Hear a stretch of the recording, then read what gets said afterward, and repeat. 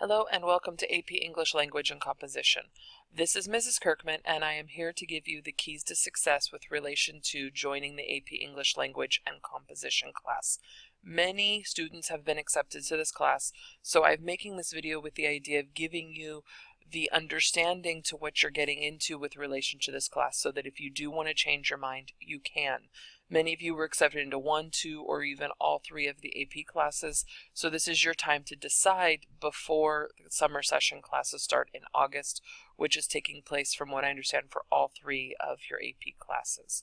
So this is the normal style of video that you will see for my class, remembering that my class, I did mention, has a lot of technology and does a lot of videos.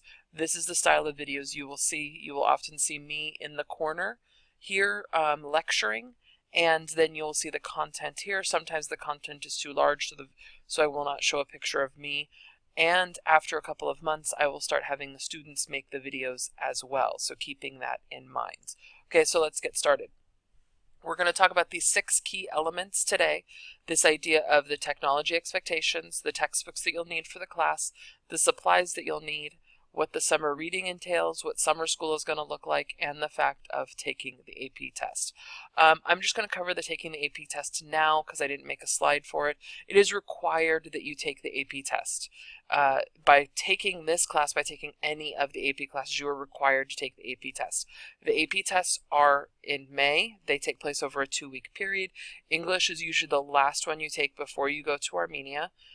Which means you do usually have a little bit more time in there to study, but keeping that in mind, if you're studying for 3 AP tests plus finals during that time period, because we do have the juniors take their finals before they go to Armenia, that's a lot to balance and handle. I'm just trying to tell you how it is and give you the honest truth about it, not me trying to convince you not to take my class, but so that you're making the right decision for yourself.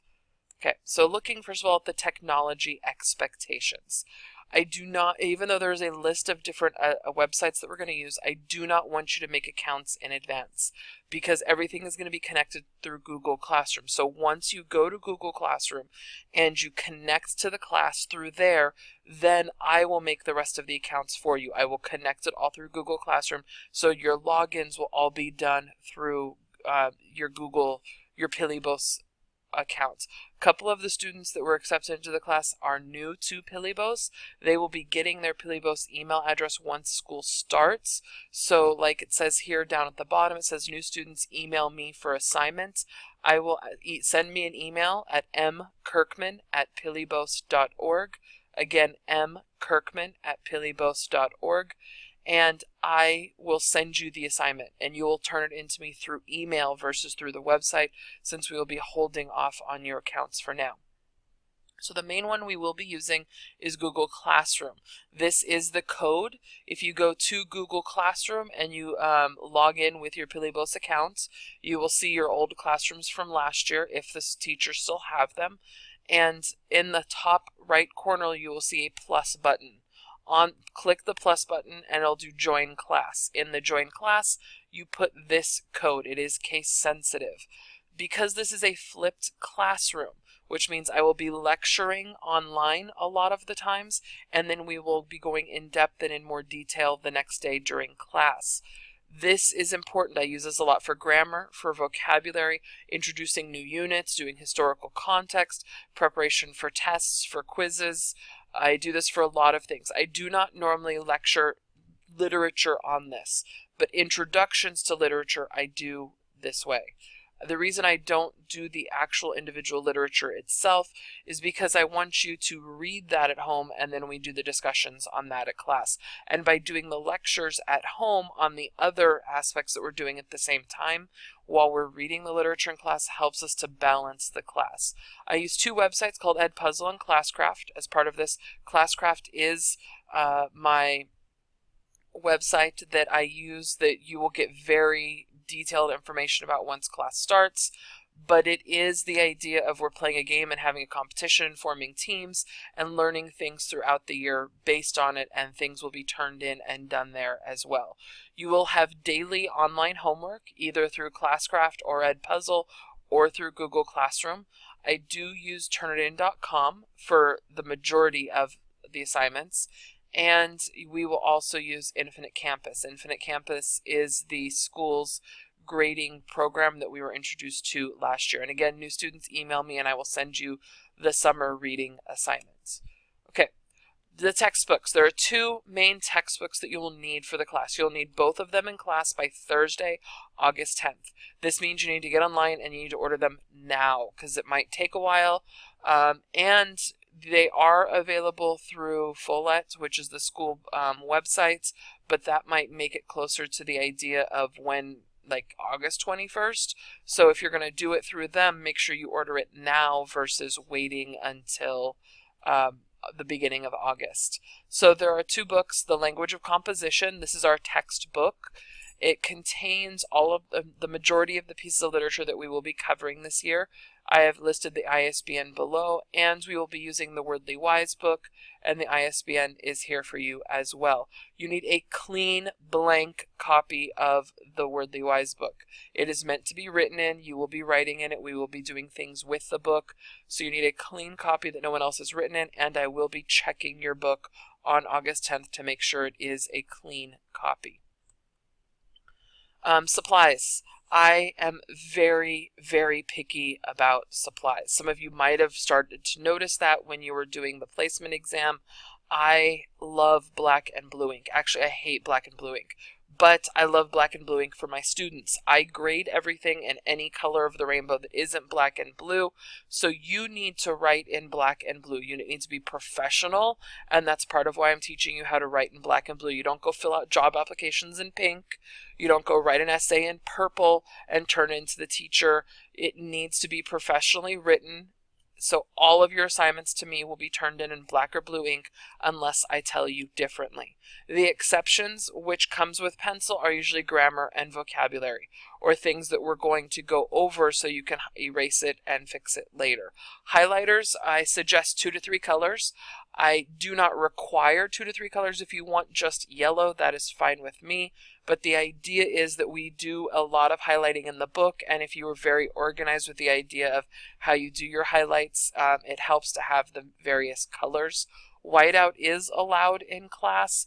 On test days, I do allow whiteout, but it takes time away from the test if you have the type that has to dry. So keeping that in mind, you might want the pen kind, or I am completely fine and do not grade differently if you just neatly cross out what you want to. Now, binder, notebook, lots of paper. It is your option if you go with a binder or if you go with a notebook. The main aspect is the idea that you are required to have lots and lots of paper. Most of my students go through a notebook a semester, sometimes even a quarter. I do tons and tons and tons and tons of notes. So keeping that in mind, it needs to be what you feel comfortable with. You also, on top of the binder or notebook, you need a 1-inch binder with a set of dividers, 5 dividers, I think is what it is, that this will stay in class, that will serve as your portfolio in class. Then you'll also need a pack of 3x5 note cards, at least 500 of them. I am not kidding. My students from last year will tell you, I told them at the beginning of the year 200. We were through those 200 in the first quarter alone. We use note cards for vocab, we use note cards for literary devices, we use them for a ton of different things. So it is important that you have them available to you all of the time. Also, you need computer access. If you haven't realized yet, this is a very technology-driven class. You can watch videos on your phone. Edpuzzle has an app that allows you to do it on your phone, both Android and iPhone. I think the iPhone one works better because the Android one is newer and the bugs aren't all worked out.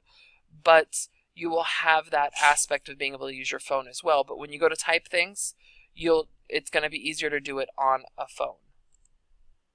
And the last thing you're required to have will be your Pilibos email address. This will be given to you if you are a new student during the first couple of weeks of school. And if you are a returning student, you know how to log in already. And if you forgot your password, then you need to do the forget password aspect on the account, and it will help you go through the setup. The summer reading books, these were already announced when you took the placement exam. You have 2 books, The Great Gatsby and I Am Malala. Great Gatsby is fiction. I Am Malala is nonfiction. A lot of what we cover this year will be the nonfiction aspect, so I wanted a diversity in there with the 2 assignments. The Great Gatsby usually would have been taught during the school year, but we are moving aspects around as Great Gatsby is moving down to 10th grade, so the 10th graders will have it later in the year, which means that we had to figure out a way to still fit it in to the 11th graders this year, so we decided to do summer reading. It is an awesome book.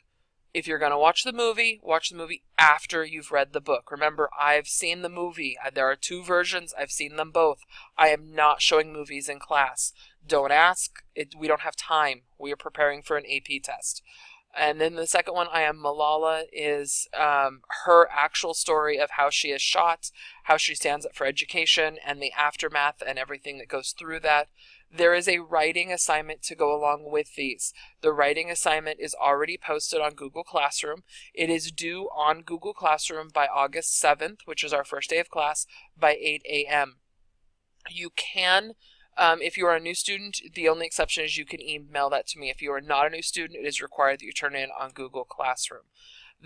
On this side, there are 5 books if you would like to stop and pause the video. These are books where if you get bored and want something else to read, you can.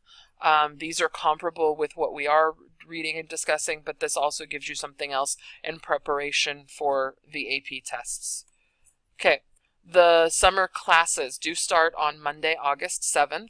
I already have the schedule for the first week done.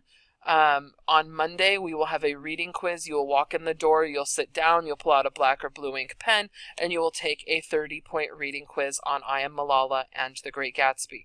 Once you are done with that, we will then start to go over the requirements of the class, my rules, my expectations, and we will get into the novel discussions. On Tuesday, we will discuss one novel. On Wednesday, we will discuss the other novel. Thursday, we will have a summer reading test that is worth 60 points.